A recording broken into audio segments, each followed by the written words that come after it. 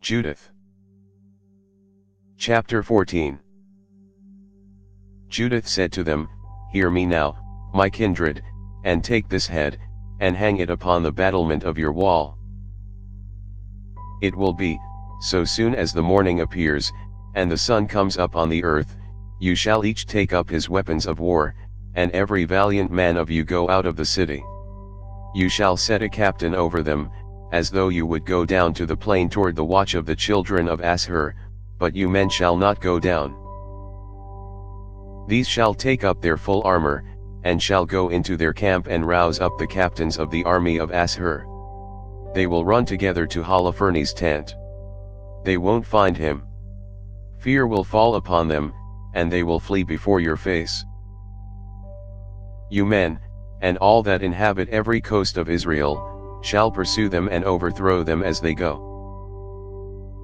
But before you do these things, summon Achior the Ammonite to me, that he may see and know him that despised the house of Israel, and that sent him to us, as it were to death. And they called Achior out of the house of Ozias, but when he came, and saw the head of Holofernes in a man's hand in the assembly of the people, he fell upon his face, and his spirit failed.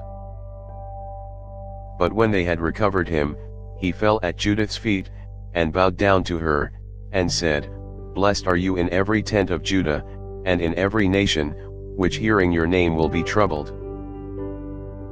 Now tell me all the things that you have done in these days. And Judith declared to him in the midst of the people all the things that she had done, from the day that she went out until the time that she spoke to them.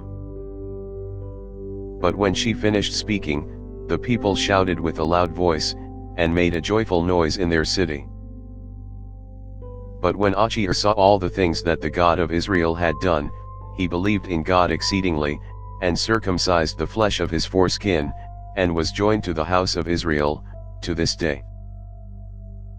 But as soon as the morning arose, they hanged the head of Holofernes upon the wall, and every man took up his weapons, and they went forth by bands to the ascents of the mountain. But when the children of Asher saw them, they sent word to their leaders, but they went to their captains and tribunes, and to every one of their rulers. They came to Holofernes' tent, and said to him that was over all that he had, Wake our lord up, now, for the slaves have been bold to come down against us to battle, that they may be utterly destroyed. Bagoas went in, and knocked at the outer door of the tent, for he supposed that he was sleeping with Judith.